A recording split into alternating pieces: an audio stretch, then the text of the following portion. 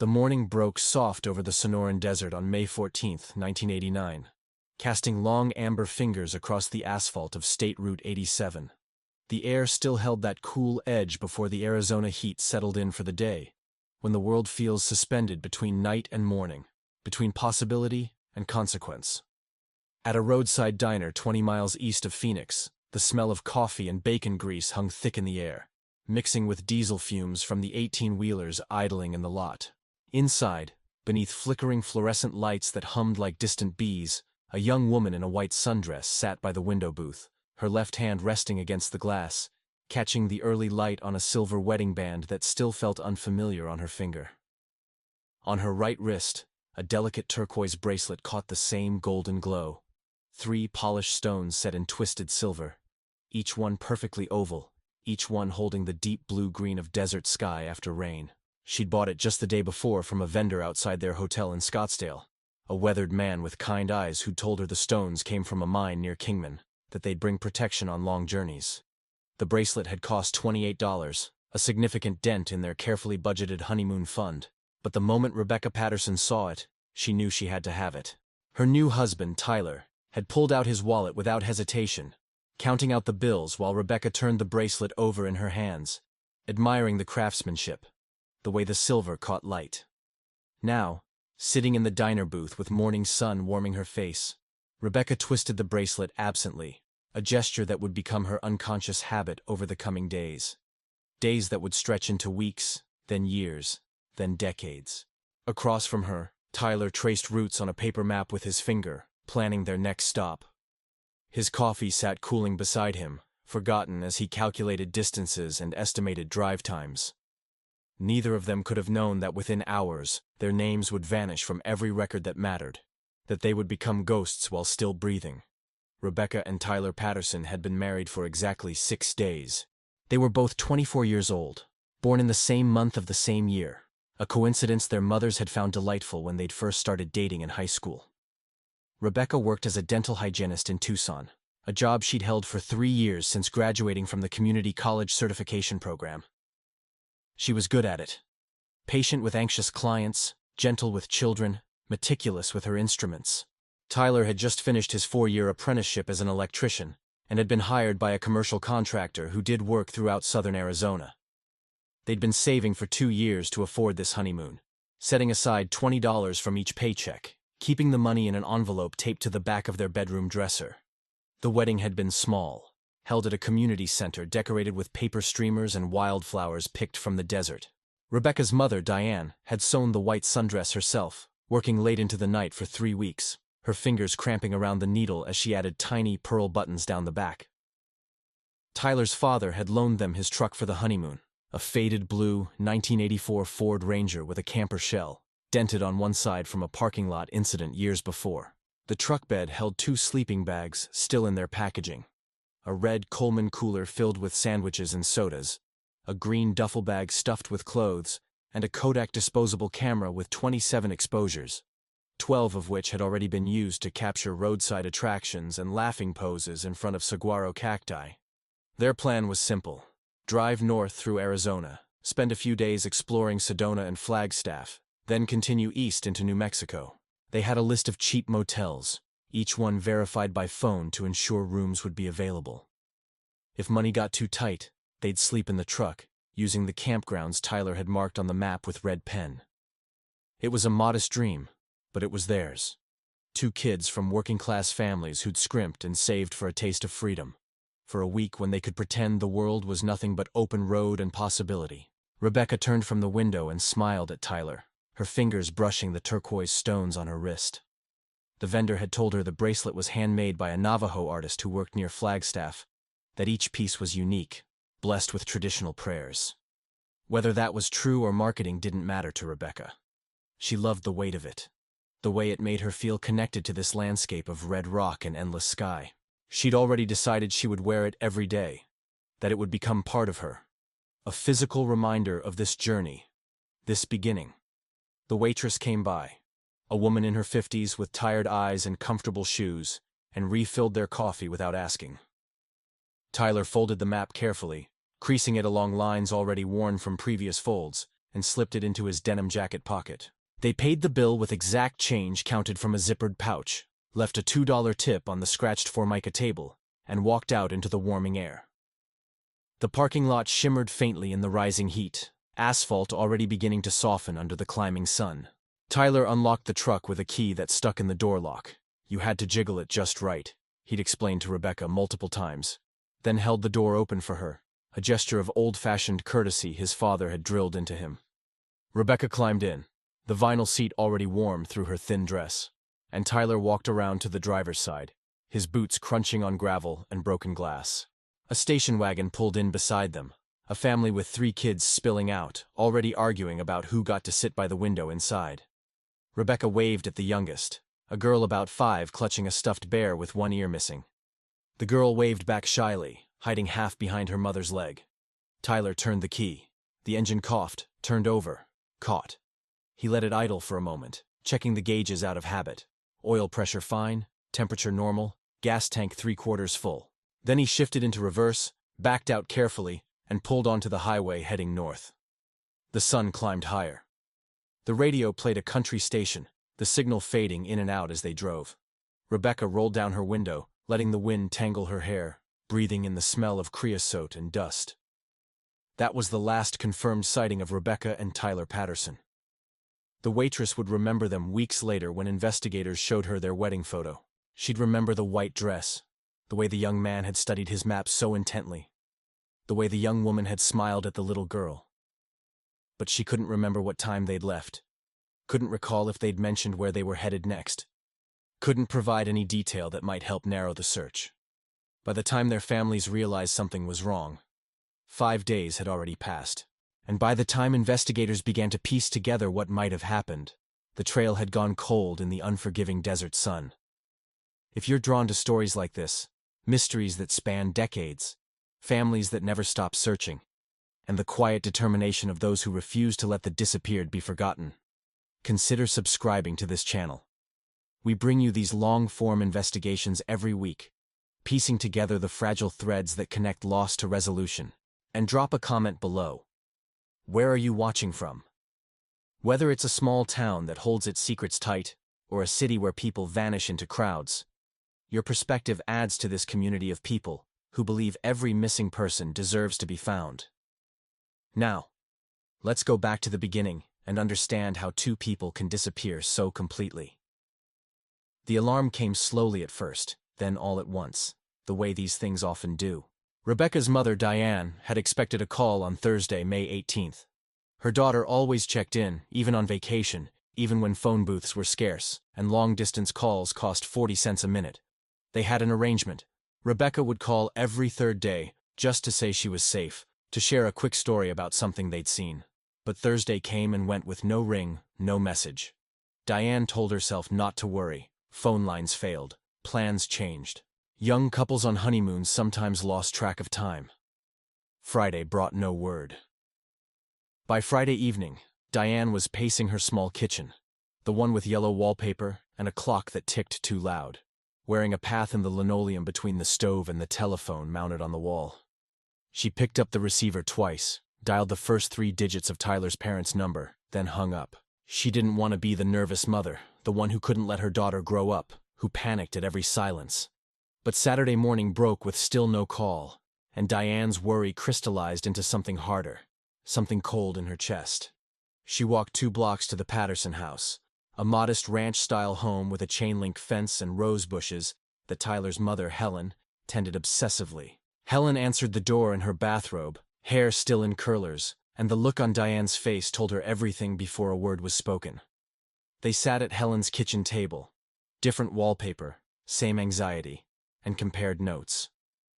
No, Helen hadn't heard from Tyler either. Yes, that was unusual. Tyler always called, especially on important trips. He was responsible, careful, the kind of son who showed up when he said he would, who kept his promises.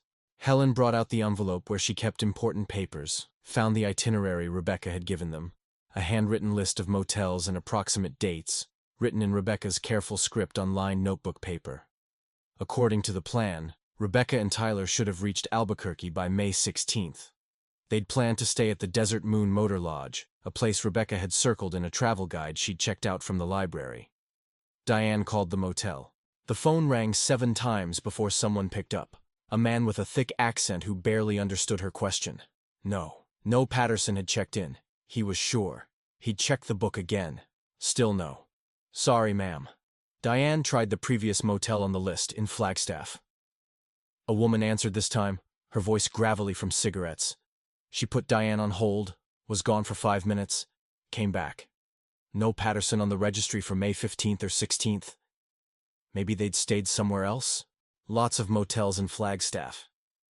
Diane got the numbers for 3 more from directory assistants, spent another $2.25 feeding the payphone at the corner store, calling each one. Nothing. By Sunday, both families understood that something was deeply wrong.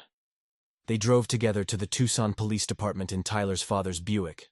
All 4 parents cramped into a car that smelled like motor oil and fear. The station was quiet on a Sunday morning. Just one officer at the front desk, looking bored, a coffee stain on his uniform shirt. He listened to their story with the practiced patience of someone who'd heard variations 1,000 times. Young couple. Honeymoon. Haven't called home. Gone for several days now. The officer, his name tag read Bronson, was polite but measured in his response. Adults had the right to disappear, he explained carefully. It wasn't illegal. Newlyweds especially sometimes wanted privacy, wanted to disconnect from family obligations. Sometimes people ran from debt, from responsibilities, from lives they didn't want. It happened more often than you'd think. But Diane pushed back, her voice rising despite her effort to stay calm. Her daughter had no debts. She'd just started her life. She had an apartment waiting, a job she loved, no reason to run. Tyler's father added his weight to the argument. His son would never abandon his responsibilities. They'd just made vows to each other. They had plans, a future. They weren't the type to disappear. Officer Bronson looked at the 4 anxious faces across the desk and made a decision. He pulled out a form, missing persons report, and began writing in careful block letters. Description of the missing. Rebecca Ann Patterson, 24 years old, 5'4", 120 pounds, brown hair, brown eyes. Tyler James Patterson, 24 years old, 6'1", 170 pounds, brown hair, blue eyes. Last seen, May 14, 1989, vicinity of Phoenix, Arizona. Vehicle, 1984. Ford Ranger, blue. Arizona license plate number carefully recorded. Last known clothing, white sundress for her, jeans, and denim jacket for him. Bronson promised to enter the information into the national database, to contact surrounding jurisdictions and hospitals, to put out a bulletin to Highway Patrol. He took the wedding photos the families had brought, Rebecca laughing, Tyler with his arm around her, both of them impossibly young, and made copies on the station's machine. He gave the originals back, kept the copies for the file. Then he sent the families home with instructions to wait, to call if they heard anything, to try not to imagine the worst. But how do you not imagine the worst when your child has vanished? The search began in earnest Monday morning, coordinated from Helen's kitchen, which became a makeshift command center. Tyler's father rallied friends from Local 570 of the Electricians Union, men who worked with their hands, who understood loyalty and showing up when it mattered. 20 volunteers gathered by 7 a.m., coffee in thermoses, determination in their faces. Rebecca's cousins, 3 brothers who worked in construction, took charge of printing flyers. They stayed up all night at a copy shop, using their employee discount to run off 500 copies. Missing in bold letters, the wedding photos below, descriptions, the truck's details, a phone number for tips. The volunteers split into teams and drove the route Rebecca and Tyler had planned, retracing what should have been their path. They stopped at every gas station, every convenience store, every truck stop and diner along Highway 87 and Interstate 17. They showed the photos, asked questions, left flyers taped to windows and bulletin boards. A few people thought they might have seen the couple. The memory of a white dress, a blue truck. But descriptions were vague, details uncertain. This was before surveillance cameras were ubiquitous, before digital records and time-stamped receipts. Evidence was memory, and memory was unreliable. One clerk at a truck stop near Holbrook thought she remembered a young woman buying a Coke and a bag of chips on May 14th or 15th. The woman had been wearing something light-colored, maybe white or cream. She'd been pretty, had smiled when she paid, but the clerk couldn't remember if anyone had been with her. Couldn't recall what she'd driven away in. She looked at the photo and said maybe, but she wasn't sure. Dozens of people came through every day. They started to blur together. The Tucson police coordinated with departments in Phoenix, Flagstaff, Albuquerque, and every small jurisdiction in between. They checked accident reports going back 2 weeks. They contacted every hospital within 200 miles, asking about unidentified patients, about young couples brought in with injuries or amnesia. They reached out to the highway patrol to see if a blue Ford Ranger had been pulled over, ticketed, towed, or impounded. Every query came back negative. It was as if Rebecca and Tyler had driven into a fold in reality and simply ceased to exist. 10 days into the search, on a Tuesday morning, a jogger found something in the brush along Interstate 17, about 30 miles south of Flagstaff. She'd left the trail to investigate what looked like trash. She was one of those people who picked up litter while exercising, and found a disposable camera wedged between 2 rocks. The camera's cardboard exterior was sun-faded but intact.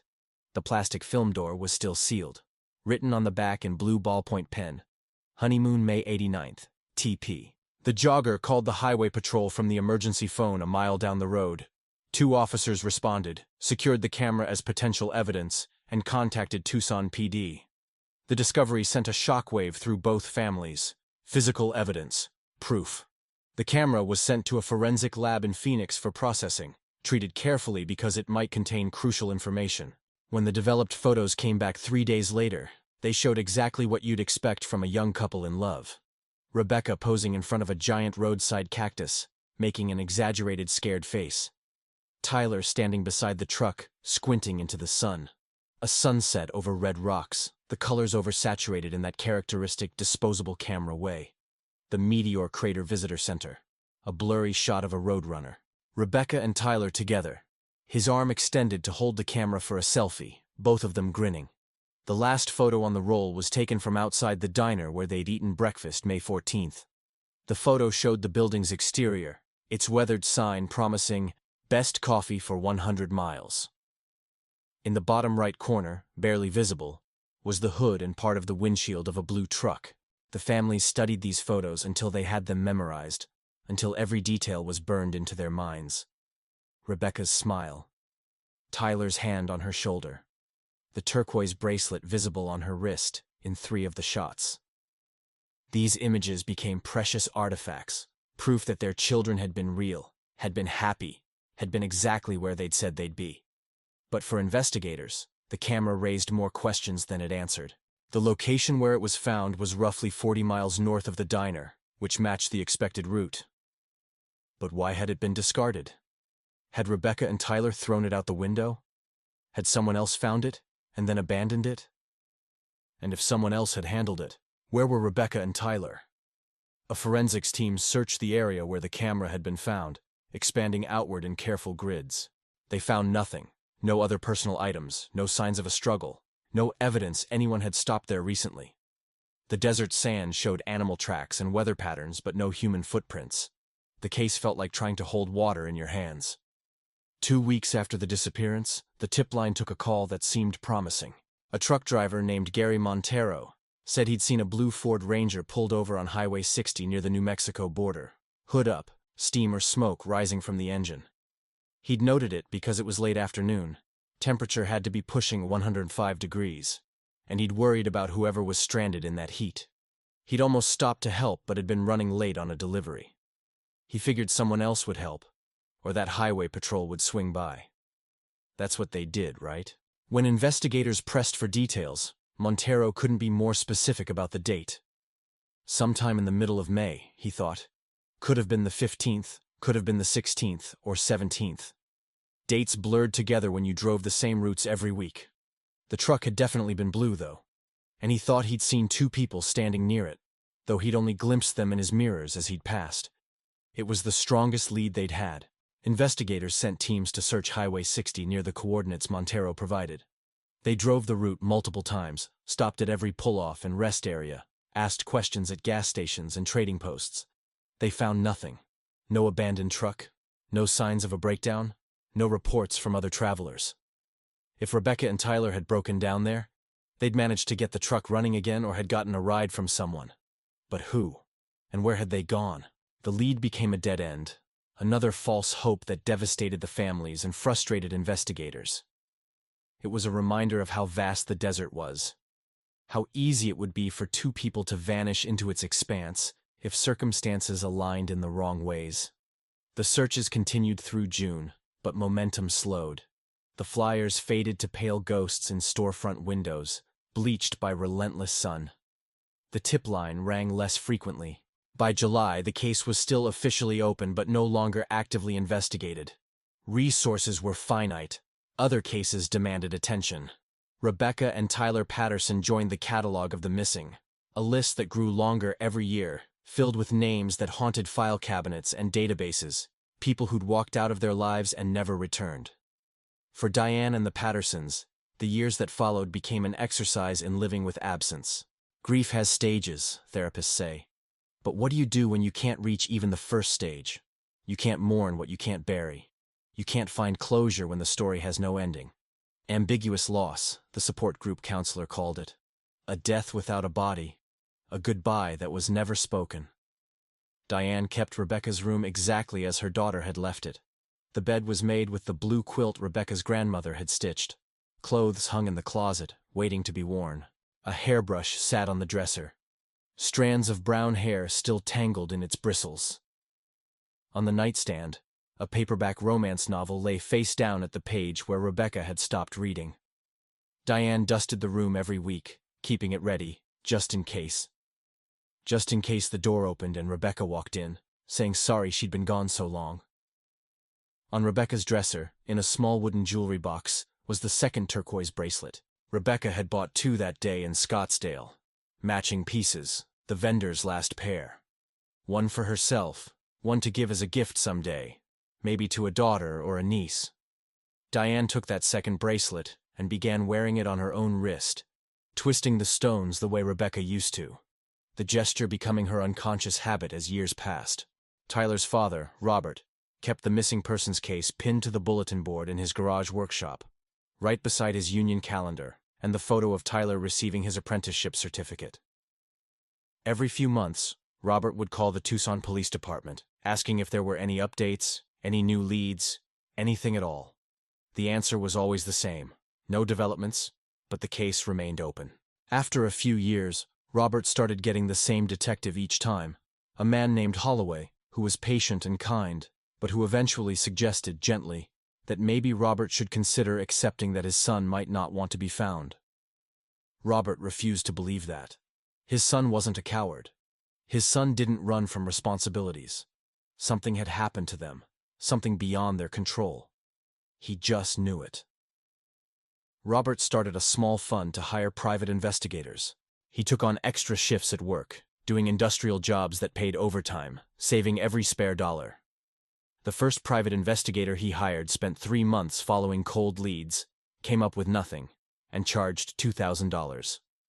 The second investigator suggested that Rebecca and Tyler might have staged their disappearance voluntarily, that the honeymoon might have been a convenient cover for starting new lives elsewhere. Robert fired him immediately. Helen, Tyler's mother, handled the loss differently. She stopped celebrating holidays.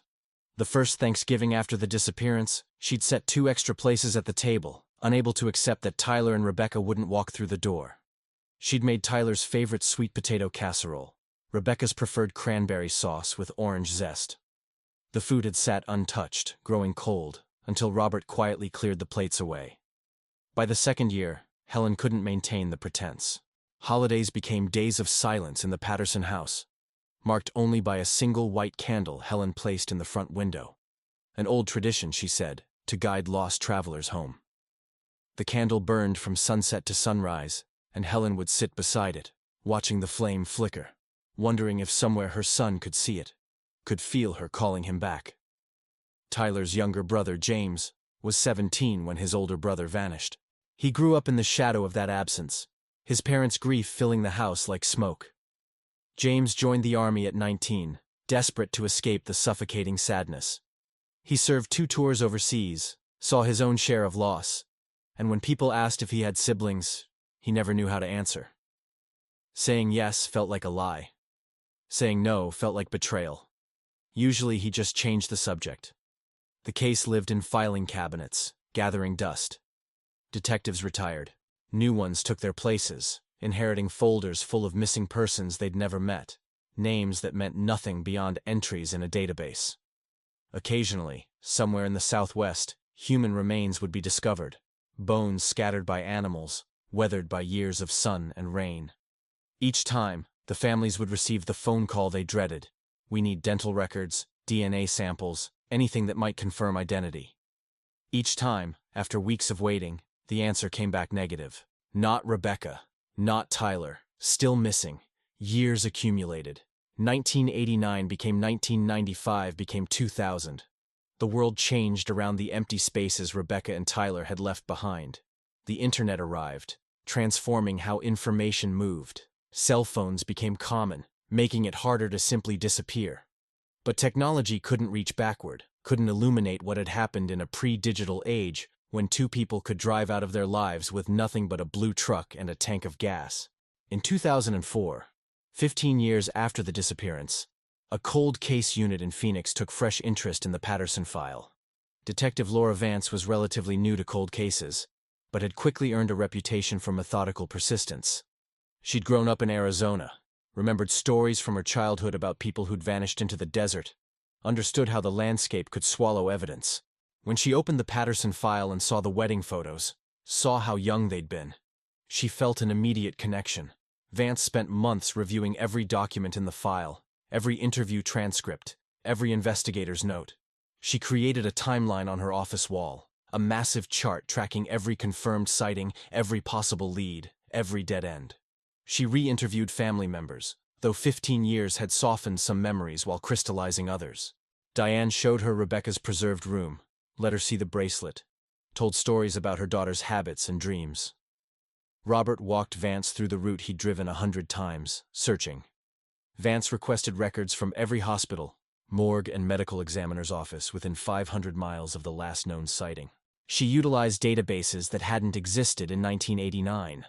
Computer systems that could cross-reference unidentified remains with missing persons reports, dental records, and distinctive features. She contacted the Social Security Administration to check if Rebecca or Tyler's Social Security numbers had ever been used for employment, benefits, or tax purposes after May 1989. They hadn't. Not once. She explored darker possibilities. Interstate 17 had been hunting ground for several predators in the late 1980s and early 1990s. Men who targeted travelers, particularly young couples or solo women. Vance built a database of every violent crime committed along that corridor, looking for patterns, connections, anything that might suggest Rebecca and Tyler had crossed paths with the wrong person. She interviewed suspects who were now in prison, showing them photos, asking carefully worded questions. Nothing connected. Vance even consulted with anthropologists and search and rescue experts about how long remains might survive in the desert environment, what kind of evidence might still exist after 15 years. The answers weren't encouraging. Desert conditions could reduce a body to scattered bones in months. Animals scavenged. Flash floods moved evidence miles from original sites. If Rebecca and Tyler had died in the desert, finding them would require tremendous luck. One thing Vance did accomplish was a more detailed forensic analysis of the disposable camera photos. In 1989, technology had been limited. Photos were simply developed and visually examined. But in 2004, Vance had access to digital scanning and enhancement tools. She had all 27 photos scanned at high resolution, then examined on her computer, zooming into backgrounds, looking for details that might have been missed. In the photo taken outside the diner, she found something interesting. Behind the blue truck, partially obscured, was a white sedan, American-made, possibly a Chevrolet or Ford, late 1980s model. Vance tried to identify the license plate, but the resolution was insufficient. Still, she noted the vehicle in her report, included enhanced screenshots, and filed them carefully. Sometimes details that seemed meaningless became crucial years later. By 2008, Vance had exhausted every angle she could think of. She moved on to other cases. There were always more cases, more families waiting for answers. But she left extensive notes for future investigators. She included a memo that read, "Emerging technologies may eventually help. Genetic genealogy shows promise. Social media allows for wider distribution of information. Facial recognition software improves annually. Don't give up on this case. Rebecca and Tyler Patterson deserve to be found." The families continued aging. Diane developed arthritis in her hands, the joints swelling and stiffening, but she kept wearing the turquoise bracelet, even though it sometimes caused pain. Robert's health declined. High blood pressure, then diabetes, then heart problems. He passed away in 2011 at 68, his heart finally giving out. His last coherent words to James were a whispered request. "Find your brother. Promise me." James promised, though he didn't know how to fulfill it.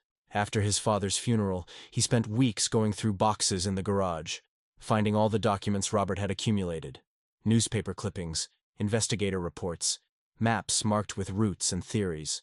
James scanned everything, uploaded files to cloud storage, and started a blog dedicated to Tyler and Rebecca's case.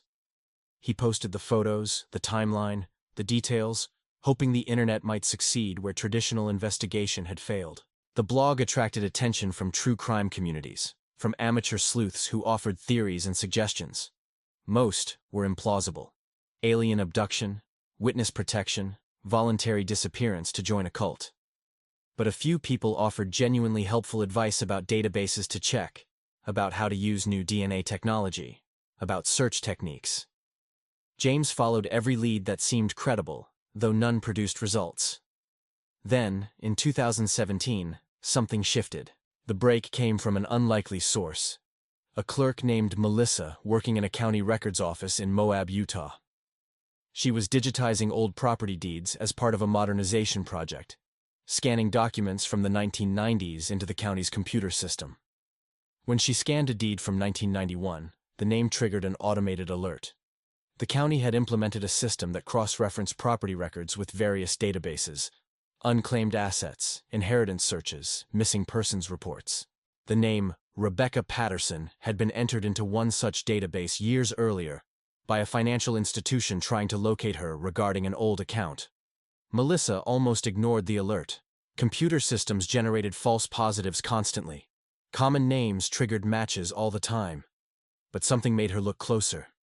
The property deed was for a small parcel of land in the high desert, purchased in July 1991 for cash by a couple named Rebecca and Tyler Lang. The transaction was minimal, just a notarized deed and a payment receipt, no mortgage, no credit check. But the buyers' ages listed on the deed would have made them 26 in 1991, the same age Rebecca and Tyler Patterson would have been. Following protocol, Melissa reported the match to her supervisor, who contacted the county sheriff, who eventually contacted the Phoenix Police Cold Case Unit. The call made its way to Laura Vance, who had since retired, but maintained relationships with her former colleagues. When she heard about the possible match, she immediately drove to Utah, a 10-hour journey she made without stopping except for gas. The property was remote, accessible only by a dirt road that wound through scrub and red rock formations. It took Vance 3 tries to find the correct turnoff, and even then she almost missed it. The road was barely more than tire tracks through sand. After 2 miles of rough driving, she arrived at a small clearing where a cabin stood. The cabin was simple construction. 1 room, maybe 400 square feet, built from rough-cut lumber with a tin roof. It was weathered but intact, the wood gone gray from sun exposure. There was no power line running to it, no mailbox at the road. The windows were covered with faded curtains.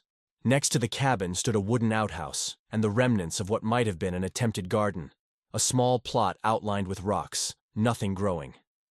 Vance approached with a local deputy, her heart pounding harder than it had in years. She announced herself loudly, "Police, is anyone home?" and waited. Only silence answered, and the wind moving through juniper trees. The cabin door was unlocked. Inside, the air was stale, thick with dust and time. There were signs of habitation that had ended years ago. A wood stove with cold ashes, shelves lined with canned goods covered in dust, a bed frame with a faded quilt folded at its foot. On a small table sat a Coleman lantern and a stack of books, Louis L'Amour Westerns, a Bible, a guide to desert gardening. On a dresser made from scrap wood, Vance found mail. The envelopes were yellowed, postmarked from the mid-1990s, addressed to Rebecca Lang at a P.O. box in Moab.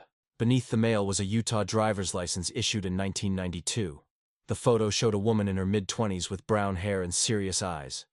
Vance pulled out the wedding photo of Rebecca Patterson she'd kept in her case folder and held them side by side. The resemblance was undeniable. The license showed a date of birth that was off by 3 years, but the face was the same. In the closet, hanging from a nail, was a man's jacket. Vance checked the pockets and found a wallet containing another Utah license, this one for Tyler Lang, issued the same year. Again, the birth date didn't match Tyler Patterson's records, but the photo was unmistakably him. Same blue eyes, same bone structure, just older than in the wedding photo. Vance photographed everything methodically, then called for a full forensics team. Over the next 2 days, they processed the cabin carefully. They found no signs of violence, no indication of foul play, nothing suggesting anyone had come to harm there. What they found instead were fragments of a life lived in isolation, handwritten notes about water conservation and food storage, books on desert survival, lists of supplies needed. One note, written on lined notebook paper and dated April 1993, made Vance's breath catch. Talk to T about going back. He's still scared. I don't know if we ever can. The handwriting matched samples of Rebecca Patterson's writing from her employment application at the dental office. The discovery triggered an intensive investigation. Utility records showed that water service to the property had been connected in 1991 and disconnected in early 1995. Property tax records showed sporadic payments through 2001, then nothing. The county had issued a tax lien in 2005, but no one had responded. The property had essentially been abandoned for over a decade. Vance expanded the search outward. If Rebecca and Tyler had lived here through the mid-1990s, where had they gone afterward? She requested assistance from FBI resources, access to more comprehensive databases, expertise in tracking people who lived off-grid. She contacted social services agencies throughout Utah, Colorado, and Nevada, asking if anyone named Rebecca or Tyler Lang had ever applied for assistance. 3 months into this renewed investigation, a caseworker in Delta, Colorado, responded to Vance's inquiry. She'd been going through old files for an audit and had found an application from 2003. A woman named Rebecca Lang had applied for emergency food assistance. The intake form included minimal information. The woman had declined to provide a permanent address, had said she was between situations, had mentioned being estranged from family. The caseworker's notes described her as quiet, seemed frightened, wouldn't make eye contact. A phone number had been recorded, but when Vance tried it, it was long disconnected. Vance traveled to Delta, interviewed the caseworker who'd processed the application, now retired, and distributed photos at shelters, churches, and community centers. For months, nothing materialized. Then a volunteer at a community kitchen in Grand Junction called. She recognized the couple from the photos. They'd come in for meals regularly during 2003 and into 2004, she said. Always polite, always together, always quiet. The man had done odd jobs for cash, repairs, yard work, whatever people needed. The woman had mentioned once that she used to work in healthcare. They'd talked about maybe moving to Nevada where there might be more work opportunities. Most crucially, the volunteer remembered something specific. The woman wore a beautiful turquoise bracelet, 3 stones, set in silver. I complimented it once, and she got this look on her face, like I'd reminded her of something painful. She touched it and said it was from a long time ago, from when things were different. When Vance called Diane to verify this detail, the elderly woman broke down crying. Yes, the bracelet Rebecca had worn had 3 stones. Yes, they were turquoise set in twisted silver. Yes, Rebecca had loved it, had worn it constantly. The specificity of this detail convinced Vance she was on the right trail. The investigation turned toward Nevada. Vance combed through DMV records, looking for any registration under Rebecca or Tyler Lang. She found a record from 2005, a used sedan registered in Reno to Rebecca Lang, with an address listed as the Stardust Motor Lodge on 4th Street. By the time investigators visited, the motel had been demolished years earlier to make way for a parking garage. The property management company had no records going back that far, but the DMV registration included an emergency contact, a phone number with a Las Vegas area code. When Vance called it on a Tuesday afternoon in November 2017, a man answered. His voice was rough, cautious, with an accent she couldn't quite place. Not regional, but rather the flattened pronunciation of someone who'd spent years not wanting to be identified. "Hello?" the man said. Vance identified herself carefully, using her calmest voice. "This is Laura Vance. I'm a retired detective who's been investigating a missing persons case from 1989. I'm trying to locate someone who might have information. I'm not calling to cause any trouble. I'm just hoping to help some families who've been searching for their loved ones for a very long time." There was silence on the line, long enough that Vance thought he might have hung up. Then, "I don't know anything about that." "I understand," Vance said carefully.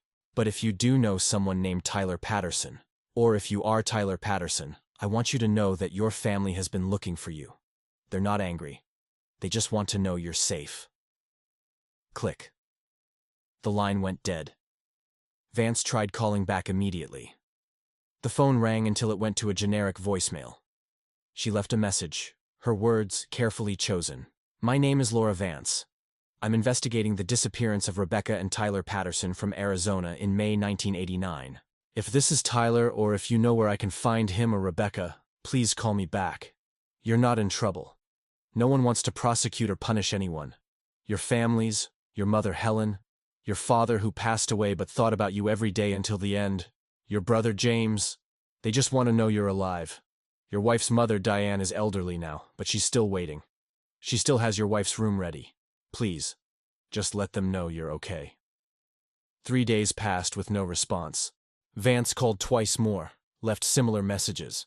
On the 4th day, her phone rang from an unknown number. She answered immediately. "My name is Rebecca." The voice was thin, uncertain, worn by years. "I don't know if I'm the person you're looking for, but I used to live in Tucson, a long time ago." The conversation lasted nearly 2 hours. Rebecca, she asked to be called that, said she'd been using Lang for so long it didn't feel real anymore. Confirmed details only the real Rebecca Patterson would know. Her mother's maiden name, the street she'd grown up on, the name of her favorite teacher in high school, the diner where she and Tyler had eaten breakfast that last morning, the turquoise bracelet with 3 stones. But when Vance asked where she and Tyler were living now, Rebecca hesitated. "I need time," she said finally. I can't explain how complicated this is. I need to talk to Tyler. I need to think." Vance asked the question that had haunted every investigator, every family member, every person who'd ever heard this story. "Why? Why did you disappear? Why did you stay gone?" Rebecca's answer came slowly, painfully. "We were afraid. Something happened, and we were so young, and we thought disappearing was the only way to be safe. And then years went by and going back felt impossible. How do you come back from being gone? How do you explain? Every year made it harder." "Were you hurt?" Vance asked. "Were you running from someone specific?" "It's complicated," Rebecca said again. "I promise I'll explain more. But I need time. Can you tell me about my mother? Is she okay?" Vance told her Diane was alive, was still waiting, still wore the 2nd turquoise bracelet every single day. Rebecca cried then, the sound small and broken through the phone line. "I thought about her every day," she whispered. "Every single day." They agreed Rebecca would call again in 1 week.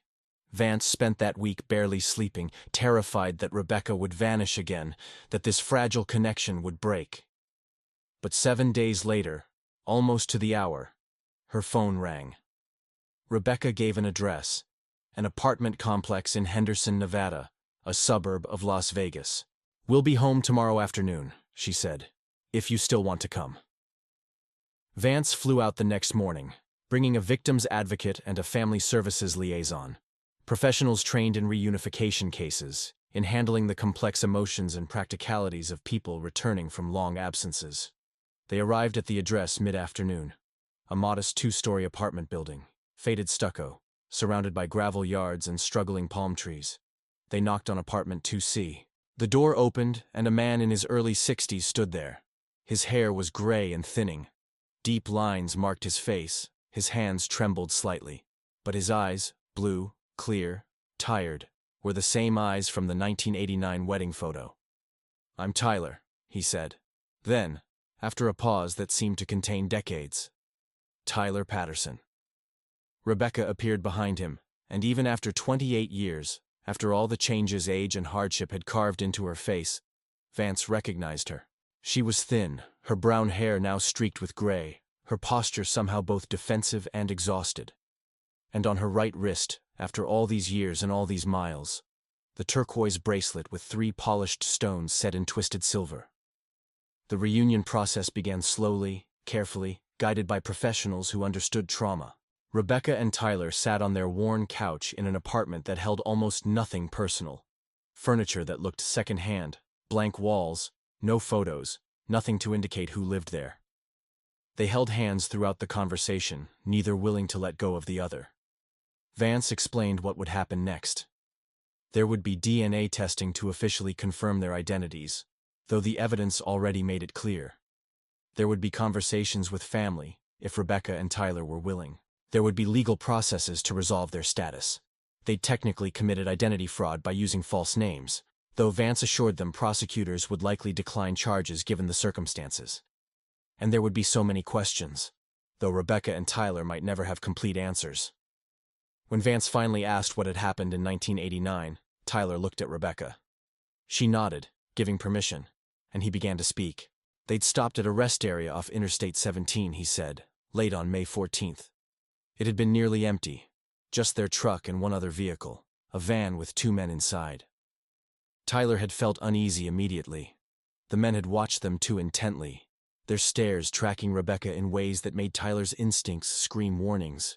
When one of the men approached, asking questions that felt invasive, where were they headed? Were they alone? Did anyone know where they were?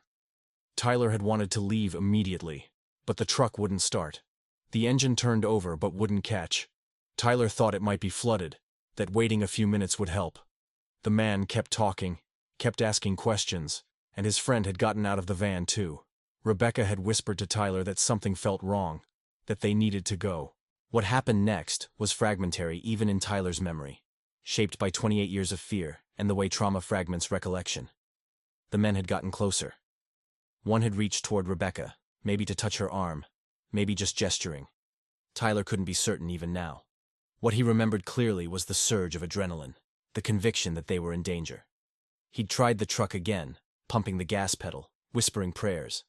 The engine caught. He'd thrown it into gear and accelerated out of the rest area so fast the tires sprayed gravel. They'd driven for an hour, Tyler checking the rearview mirror constantly, convinced they were being followed. Every set of headlights behind them became a threat. Rebecca had been crying, shaking, asking what they should do. Should they find a police station?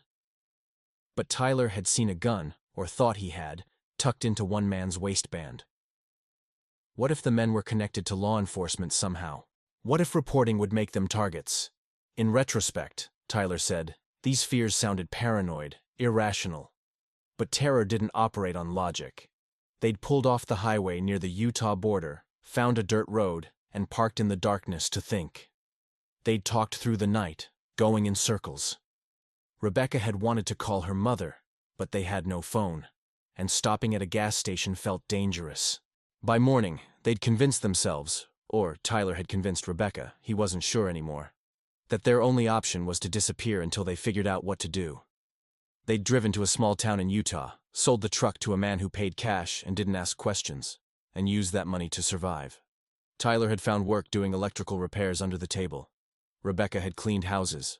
They'd heard about the IDs from someone Tyler worked with, had paid $200 for licenses with their photos, but different names and birth dates. The quality was terrible, but in rural Utah in 1989, no one looked too carefully. They'd bought the land with money they'd saved, thinking they could build a life there, hidden and safe. For a few years, it had almost worked. They'd been lonely and afraid, but they'd been together. Then Rebecca's health had declined. Chronic pain from an old injury, depression that made getting out of bed impossible some days. They'd needed medical care but couldn't risk using insurance or real names. They'd left the cabin, started moving, following work and hoping for invisibility. "We tried to go back once," Rebecca said, her voice barely above a whisper. "In 1996. We drove to Tucson. I saw my mother through her kitchen window. She looked so much older. I wanted to knock on the door so badly, but I couldn't move. I was so ashamed. How do you explain 28 years? How do you ask forgiveness for that much pain?"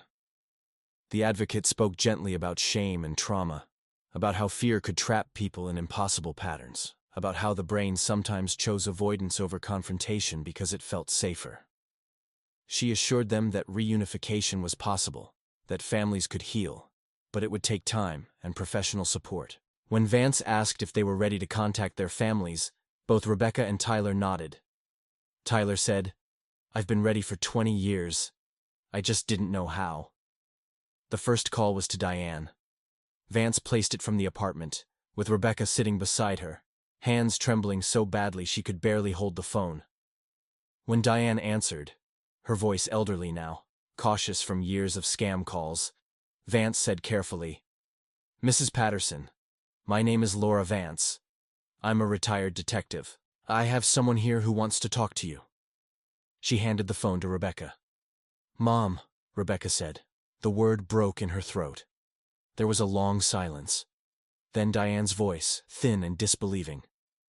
"Becca? Is that my Becca?" "It's me, Mama. I'm so sorry. I'm so sorry." Diane cried, deep, wrenching sobs that carried through the phone line. "Where are you? Are you hurt? Are you safe?" "I'm safe. Tyler's safe. We're together. Mama, I'm sorry I left. I'm sorry I stayed gone.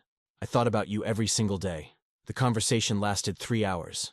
Rebecca explained what she could, apologized for what she couldn't explain, and listened as her mother told her about the years, about keeping her room ready, about wearing the bracelet, about never giving up hope. Diane said she'd prayed for this moment so many times she'd stopped believing it could actually happen. She said she forgave her daughter, that all she'd ever wanted was to know Rebecca was alive. Tyler's call to his mother was more difficult. Helen was 83 now, living in assisted care, her memory compromised by dementia. When the staff put her on the phone and Tyler said, "Mom, it's Tyler," she'd been confused at first. "Tyler's gone," she'd said. Tyler disappeared, but something in his voice, some quality of tone or cadence, broke through. "My boy?" she'd whispered. "Is that my boy?" "It's me, Mom. I'm coming home." Helen had cried and asked him questions she'd already asked, her memory cycling. But she knew him. Somewhere beneath the fog of dementia, she recognized her son's voice, and that was enough. James, Tyler's younger brother, was harder. When Vance called him, his first response was skepticism. He'd spent decades dealing with false leads and cruel hoaxes. But when he heard Tyler's voice, heard his brother apologize, heard him explain, James broke. "Do you have any idea what you put us through?" he demanded. "Dad died thinking you were dead. He died broken." Tyler had no defense. "I know, I'm sorry. I can't fix that. I can't fix any of it."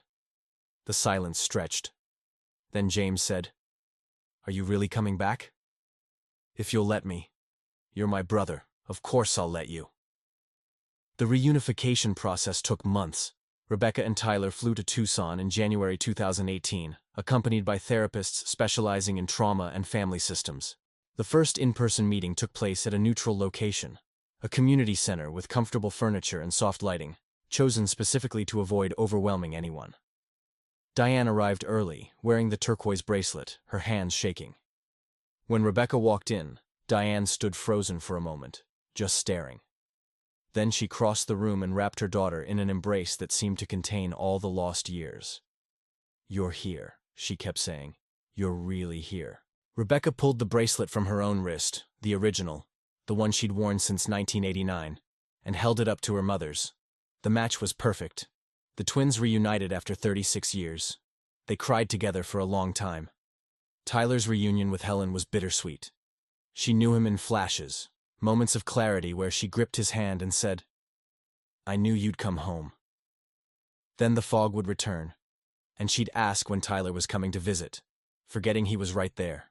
But those moments of recognition were precious.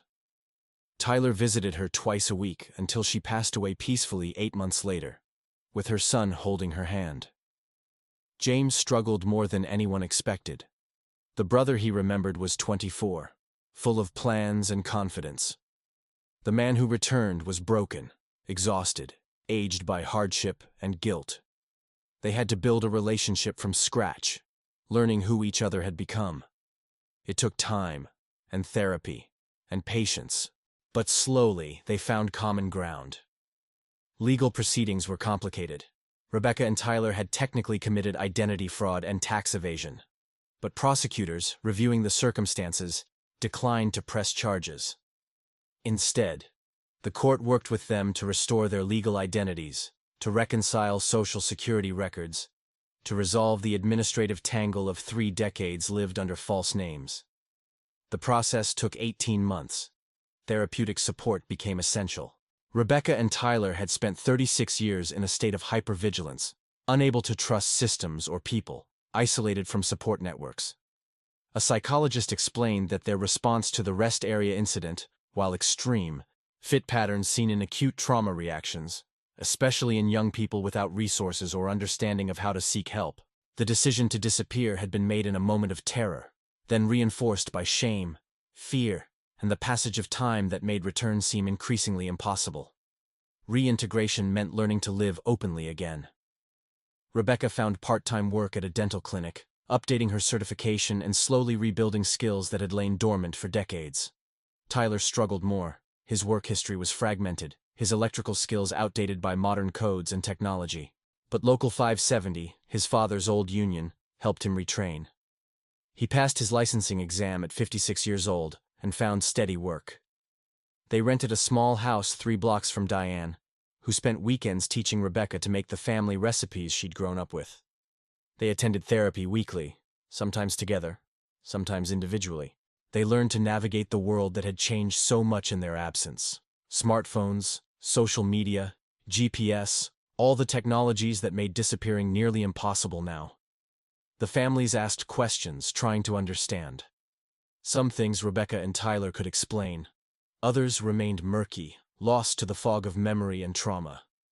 Therapists encouraged patience, explaining that memory, especially traumatic memory, wasn't a reliable archive, that what mattered was moving forward together. Helen passed away in September 2018, but she died knowing her son was home. At her funeral, Tyler spoke in a steady voice about the gift of his mother's faith, about how she'd refused to stop hoping even when hope seemed pointless. He said that her love had been a beacon he'd seen even from thousands of miles away, even when he couldn't find his way back to it. Diane lived to see Rebecca celebrate her 60th birthday in 2025, a milestone they marked with a small party where the turquoise bracelets gleamed under the lights. By then, Rebecca's hair was fully gray, and Diane needed a walker, but they were together. That was what mattered. The case officially closed in December 2020. Investigators filed a final report noting that Rebecca Ann Patterson and Tyler James Patterson had been located, verified through DNA testing, and reunited with family. The disappearance had been voluntary, driven by trauma response, and sustained by fear and shame. But it had caused immeasurable pain to their families and community. No criminal charges were filed. The couple requested privacy, and authorities honored that request. But Rebecca and Tyler chose not to remain silent. Beginning in 2021, they began working with organizations that support trauma survivors and families of missing persons. They shared their story carefully, with boundaries, through recorded interviews and written statements rather than public appearances. They wanted to illustrate how fear can trap people in impossible choices, how shame can make going home feel unreachable even when doors remain open, and how systems often fail those who need help most. They advocated for better crisis resources for young adults, for trauma-informed training for law enforcement, for public awareness that not all disappearances involve abduction or crime. Sometimes people vanish because they don't know how to ask for help, because they make one fear-driven decision that cascades into decades of isolation. Diane partnered with the National Missing and Unidentified Persons System, helping establish a program that provided support for families navigating the liminal space of ambiguous loss. She donated the second turquoise bracelet to a fundraising auction that raised money for search efforts and victim services. The bracelet sold for $800. The buyer returned it to Diane anonymously with a note that said simply, "For hope." Rebecca wears her bracelet every single day. She says it reminds her of who she was, the years she lost, and the life she reclaimed. The stones catch light the same way they did in 1989, unchanged by time even as everything else transformed. Tyler keeps his father's electrician's license in his wallet, right beside his own renewed one, a reminder of legacy and loss and the possibility of repair. They're not the people they would have been if they'd driven straight home from their honeymoon in 1989. Those versions of Rebecca and Tyler are gone, lost to choices made in fear. But they're here now, together, building something from the fragments. Their story raises uncomfortable truths about how easily someone can slip through society's cracks, how fear can metastasize into decades of hiding, and how systems designed to protect people sometimes leave them stranded in impossible situations. It challenges assumptions about why people disappear and who the missing really are. Not always victims of crime, not always running from malice, but sometimes just people who made one terrified decision and then couldn't find their way back. It also offers something rarer and more precious, proof that even after 36 years, reunion is possible. That families can rebuild across chasms of lost time. That hope, however fragile it becomes, however many times it flickers and nearly dies, can endure long enough to see impossible things become real. If you or someone you know is struggling with trauma, isolation, or fear that feels insurmountable, resources exist. The National Domestic Violence Hotline, RAIN, and local crisis centers offer confidential support 24 hours a day. For families of missing persons, organizations like NAMUS and the National Center for Missing and Exploited Children provide databases, advocacy, and connection to others navigating the same pain. And for those who've disappeared and fear they're too far gone to come home, you're not. You're never beyond reach. There are people trained specifically to help navigate the return, whatever that looks like. Rebecca and Tyler's story is extraordinary in its resolution, but reflects a larger reality affecting thousands. People remain missing across this country, their families suspended in the ache of not knowing. Some cases will resolve with reunions like this one. Others will end in the grief of confirmed loss, and many will remain open indefinitely, mysteries that outlast those who remember, questions that echo unanswered. But every story deserves to be told. Every search deserves to be honored. Every missing person, regardless of why they disappeared or how long they've been gone, deserves the chance to come home if they choose it. And every family member who keeps vigil, who holds hope through decades of silence, who refuses to let the disappeared be forgotten, they deserve recognition for the extraordinary endurance that takes. The turquoise bracelet still catches the light in Rebecca's kitchen window. The families still gather on Sundays for meals that stretch into evening. James keeps a photo on his desk, the wedding picture from 1989 beside a recent one from last Thanksgiving. The same people separated by time but connected by blood and the stubborn refusal to give up. And somewhere on the Arizona highways, the roads still stretch endlessly through desert landscape, bearing witness to all the journeys that begin full of hope, the ones that end in tragedy, and the rare, precious few that circle back home after wandering lost for decades. The desert keeps its secrets, but sometimes, not often, but sometimes, it gives them back.